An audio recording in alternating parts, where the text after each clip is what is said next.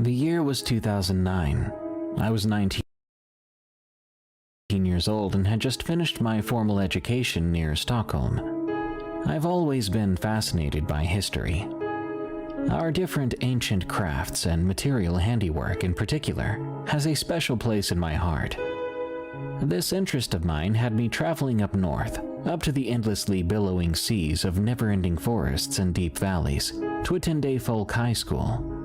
This school was pretty much like you'd imagine J.K. Rowling's Hogwarts, but for ancient crafts instead of magic. No matter how eerie this particular instance might have been, I still look back on my years in this place as some of the best years in my life. We did everything from fire making to herbalism, flint knapping to bronze casting, iron making from ore that we dug up ourselves, as well as forging said iron and steel into useful tools. Needless to say, I was in heaven. Barely a single day in 2 years felt wasted. It was the year that I found my element in the forge as a bladesmith. However, there came a day, just like so many other days, that I decided to take an evening stroll through the surrounding woods, up the path to the overlook of the valley in which the school was situated. By then, I had familiarized myself with the surroundings, and I breathed in the fresh air of the northern woods as I weaved between the bare pine trunks. The tall trees created this majestic hall of straight pillars with a dark green roof, through which the still blue sky could be seen. You could see so far ahead and around since there wasn't anything taller than a blueberry bush on the ground. I followed the trail up and down a ridge before entering a small moor. A narrow path made of carefully joined planks made the walk across nice and effortless, and I very much enjoyed the earthy, fresh scent of moss and the wind that found its way over the damp bog. I was rewarded at the other end with a great patch of ripe red lingonberries and a small spring that sprung up from a rock face ahead. The water in these undisturbed places tastes truly amazing. Someone had left a handmade ladle made of a fir twig and some birch bark on a branch beside the spring. After a few cold and wonderfully refreshing gulps, I flushed the ladle in the running water and hung it back in its place. Everything was right in the world. Well, almost everything. Just an arm's length from the ladle branch, something had gotten stuck on a jumble of jagged twigs. It almost looked to be hanging beard moss, and I almost wrote it off as such, since it grows everywhere up in those deep woods. But something made me look closer. Among all the familiar scents of the forest, there was something else, something that sent a needle prick into the back of my mind, a sensation that I could simply not immediately understand. Looking back, I now understand that what I felt was my old human instincts trying to make me aware of a danger that my modern mind simply would not register as a possibility. In front of me was a tuft of greenish-gray hair. It looked coarse and filthy, and I realized that what made me react was the smell it gave off. Trying to describe it is hard, because I'd never experienced anything like it, nor have I since. The closest I can think of is the scent of old urine in a subway corner, mixed with a warm, slightly sweet smell. Now that I think about it, although there may not be that many of you who can relate, I have butchered a few roosters in my days. It was similar to the smell of fresh, warm innards. I probably don't need to tell you that this kind of rubbed me the wrong way. I'm not a squeamish guy by any standard, but whatever this was, it had a repelling effect on my entire being. I gave the thing a wide berth and continued my walk up the hill ahead of me. This was the final stretch before arriving at the lookout. During the winter, this path up the ridge of the valley is nearly impossible to traverse, since it gets covered in waist-deep snow and slick patches of ice. However, this was just between summer and autumn, so the way was clear. The tall firs and pines slowly got shorter and shorter, and gradually mingled with yellowing birches and aspen. The forest canopy got lower and lower to the ground, and opened up slightly, so it lightened up a bit, even though the day was growing late. One thing that you'll notice about Sweden are the random boulders pretty much everywhere. Huge rocks that just sit there without any obvious place of origin or explanation of how they got there. Back in the days of stories and folklore, these rocks were called Giants' Throws or Troll Rocks. The implication was that giants or trolls had been throwing these rocks to fend off invaders or to challenge rivals for territory. However, I knew in the back of my head that the random rock formations of Sweden mostly stand as a result of the fact that pretty much the entirety of the land once was covered in ice, which moved and shaped the ground into what we see today. While musing over these thoughts, I let my hand run across the coarse surface of one of the stone sentinels, feeling the residual warmth of the evening sun. Days were short in this place, and it was soon time to head back. I looked up ahead and saw the clean open sky of the lookout point. I must admit that I've never been in great shape, and my breath came heavy by the time I arrived at the top of the ridge.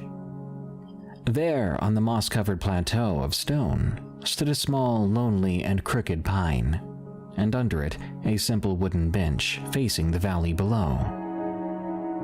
Many had made their mark in the bench, and I wasn't going to pass my chance to leave a little memory. Every student of this school was pretty much expected to always carry a knife for various tasks, often knives that we'd made ourselves, so the process was somehow made even more special by that little detail. I believe that bench still stands there today. I sat down to enjoy the last rays of sunlight as it slowly sank behind the valley ridges. It was so clear that I could see Norway on the horizon. It was then that I took a deep breath. Expecting the fresh, clear air, my nose instinctively wrinkled as it was assaulted by a foreign odor. It took my brain a moment to register that it wasn't just a glitch of my senses, but something that persisted and gradually intensified. Up until that moment, my blood had been pumping from the walk up the incline. My head and ears had both been occupied by the rhythm and whispers of my heart and circulation. Now, however, it was like my instincts told me to sharpen my senses and be quiet. I was most certainly not the only thing that felt that way. Suddenly, all the noises and calls of the forest let themselves be drowned out by gently whispering wind. What was a serene, beautiful, and safe place a second ago had turned into something threatening. I could feel the hairs on my arms stand up. Never in my life had I felt this exposed, this vulnerable. Never had I felt the pinpricks of being watched. This was an entirely new experience for me, and I didn't like it one bit. A bear, I thought, as my eyes darted from one corner of my periphery to the next. I didn't dare move my head. While on a hike, me and my class had been followed by a bear cub once.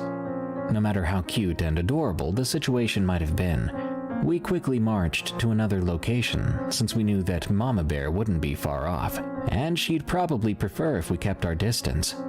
Bears are fairly common up in these parts, so it was possible that's what I was picking up on. To be fair, I'd never sniffed a bear before. As the moments passed by, I waited as if frozen on the spot for the feeling to pass. It didn't.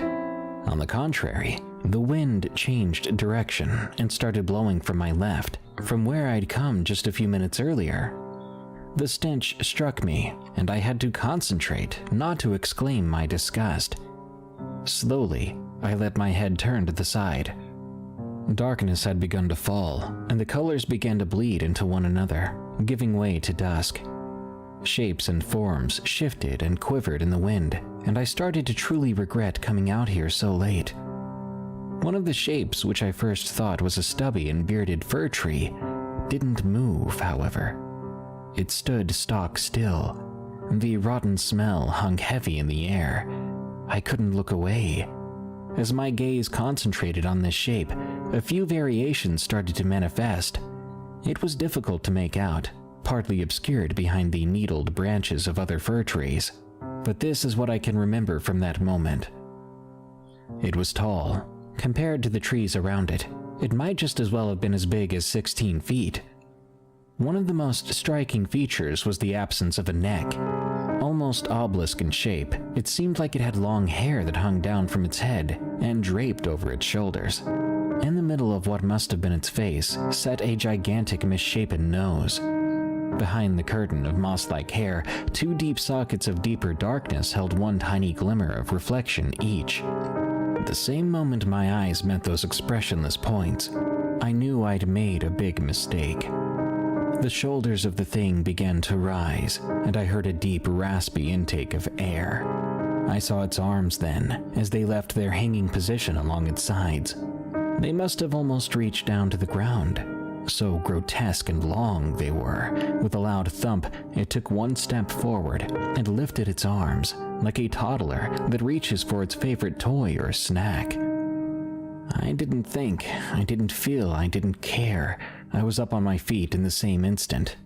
The next moment was a blur, as I must have thrown myself down the steep slope of rock just in front of me. Too steep to walk up, but much more lenient towards a quick and tumultuous descent. Lucky enough for me, it was quite smooth, but I still got pretty beat up by the tumble. As soon as the slope started to level out, I got up on my feet. The right side of my hip, my right elbow, and my left ankle had taken the brunt of the fall. I limped forward as fast as my legs would carry me.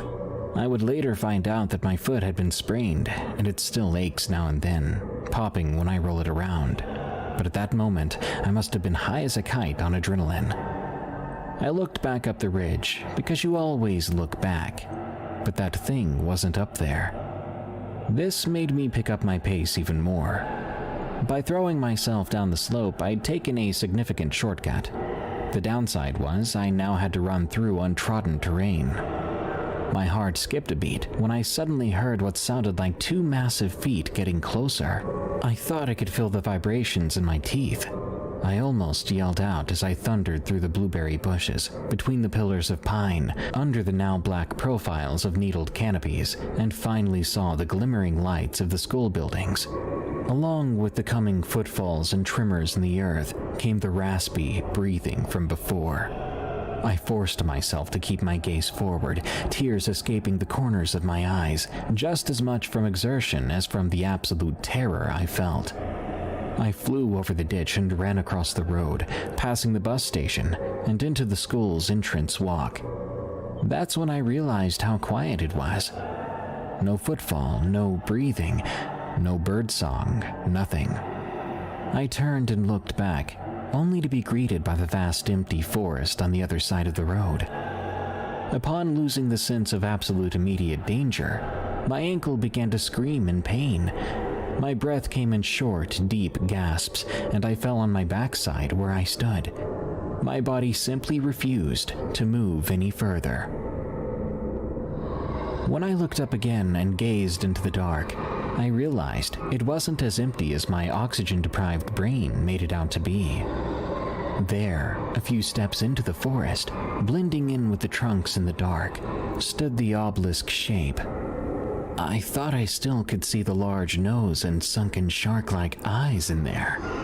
However, as soon as I started to make it out again, it seemed to fade, as if slowly gliding back into the dark, never releasing me from its stare. After a few more painful heartbeats, the sounds of late evening washed over my surroundings. It was as if a cold hand around my throat had been removed, and I could breathe freely again.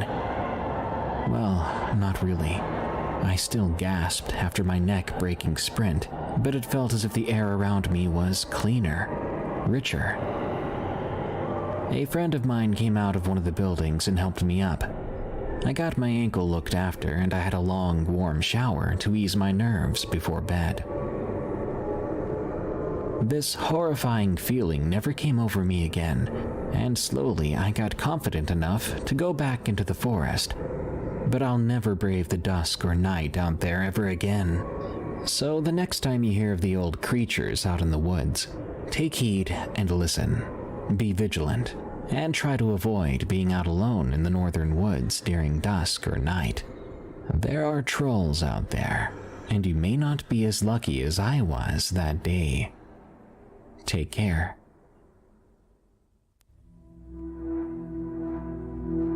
Full Moon Sleepover from Tyr. Quick note, I think I narrated the story in the past. After someone on my subreddit asked where to find the narration, I couldn't locate it, so I'm just gonna re-narrate it here. Enjoy. My name is Tyr. My name might be a little strange. I live in Sweden, like in the most northern part of Sweden, that doesn't have a lot of contact with the outside world. Of course we have technology, but it was just very limited. This happened in the early 90s during my childhood. I lived in a small community out in the middle of the forest. I want to point out the fact that you could literally walk here for miles without seeing a single house. Our community was one of the only modern places you could find out there. I had a happy life. I lived with my mother, father, and 2 sisters, as well as a dog named Rufus, in a small red house. We were happy. My parents loved each other, and my sisters didn't try to kill me. We had enough money to survive. It was all in all a very happy time of our lives. But one incident would change that. One thing would destroy our worryless world. There were about 20 small houses in our community back then. The population was mostly made up of old retired hunters or woodcutters, but there were some families with children too. There was Andreas, Mia, Eric, Anders, and Ingmar. Me, my sisters, and the rest of these children were all around the same age, maybe around 10 to 13. All of us were great friends, as there weren't exactly so many people to be friends with. We all went to the same school that was situated very far away from our community. So every day we'd sit underneath the trees and wait for the school bus, talking crap and eating candy like kids do. The girl that mostly talked with my 2 sisters, Mia, was a very nice person. She was often quite serious, but she'd always been a pretty gentle soul. When I, for example, had forgotten to do my homework, she would help me out so that I didn't fail.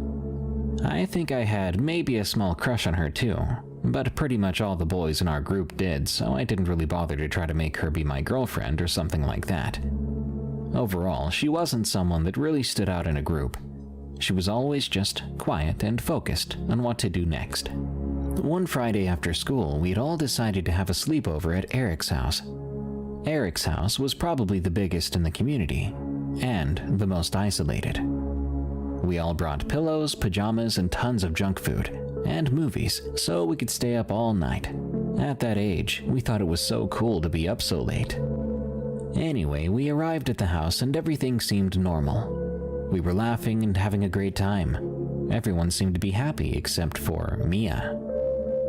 I remember all of us dancing when Mia stormed off to the bathroom. One of my sisters followed her and asked her if she was all right. She'd only given a weak yes as an answer to my sister when she sat down on the floor. My sister, weirded out, went back to the rest of us. We all just, of course, assumed maybe she was sick or sad about something, maybe something to do with her parents. Then again, I'd met Mia's parents before, and they were really nice people. They'd even once planned a trip for all of our families to go to Norway whale watching. Going on such a big holiday was very nice of them and very expensive. Maybe a little too nice, I guess. So maybe she was just feeling sick, I thought. Around 3 p.m., Mia began to get stranger. She began to stand on the side of the room, and her eyes seemed to change. They became almost white or silvery. She started to really creep us out. We asked her if she wanted to sit down with us, and that's when everything spiraled out of control. She screamed no. It was the highest I'd ever heard her scream, and I'd seen her before being bitten by a dog.